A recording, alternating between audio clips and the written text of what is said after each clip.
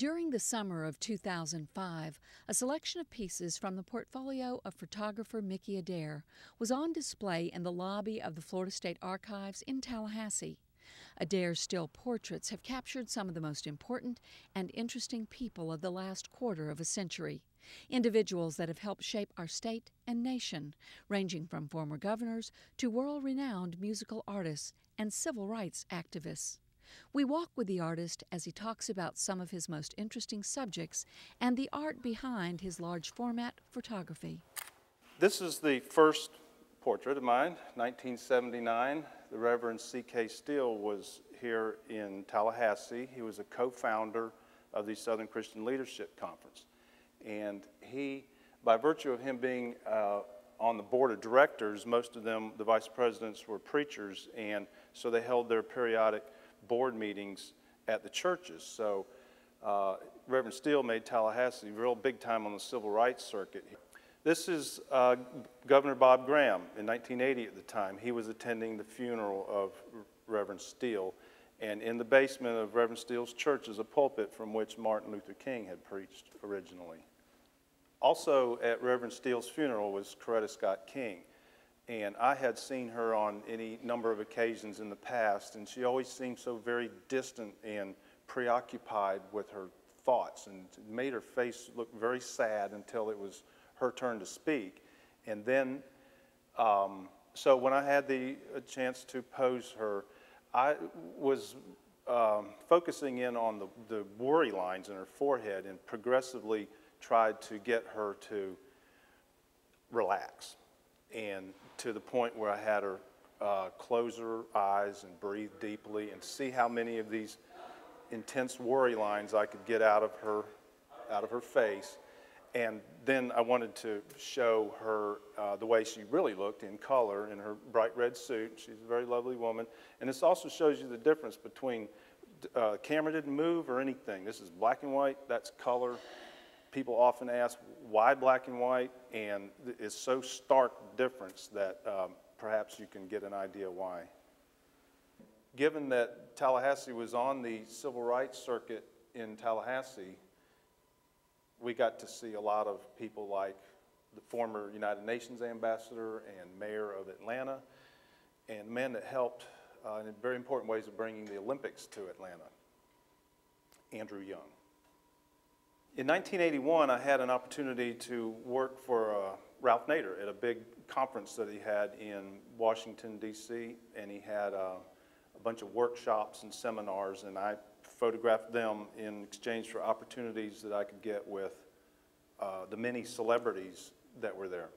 They include Maggie Kuhn, the leader of the Gray Panthers, John Kenneth Galbraith, a very prolific author, Phil Donahue and Marlo Thomas, Steve Allen and Jane Meadows, Lou Grant and Rossi, then Studs Terkel and I.F. Stone, both authors of labor issues from Chicago.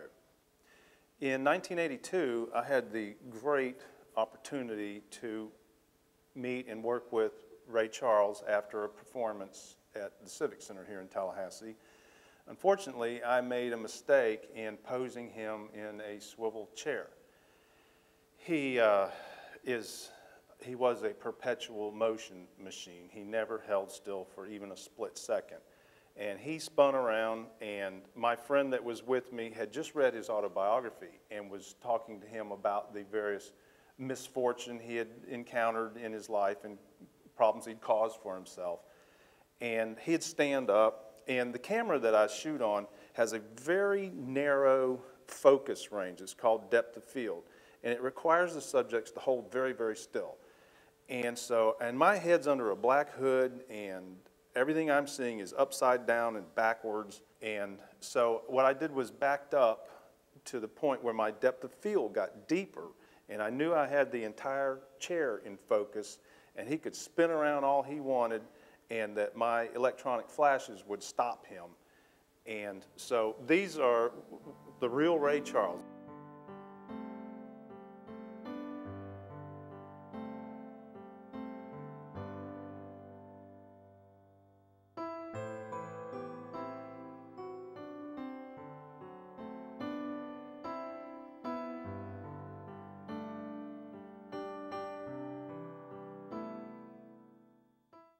In the early 80s, Chuck Mangione was real popular. He played Tallahassee quite a bit, and I caught him after a performance at Tully Gym.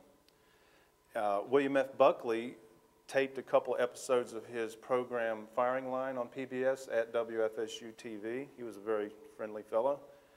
1984, Jesse Jackson was running for president. He came here, and again we see the pulpit at Reverend Steele's church that Martin Luther King preached from.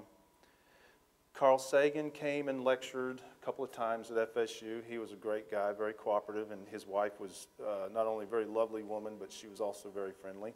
I had the wonderful experience of spending time with former Governor Leroy Collins at his place on Dog Island, and to take a different type of portrait instead of a studio type headshots, and he just looked so at peace and regal in his rocking chair.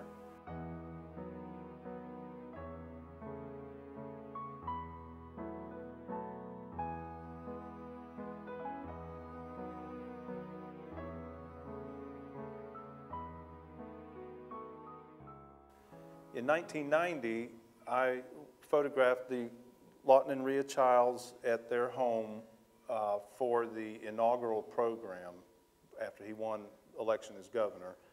And then as governor, I photographed him. And for this show, I preferred to have something like this instead of one with all the flags and seals and trappings of office, that sort of thing. B.B. King has played in Tallahassee many, many times, and hopefully he'll come back many, many more times. You can't meet a more friendly man. Rosa Parks came on a Martin Luther King Day and lectured at Ruby Diamond.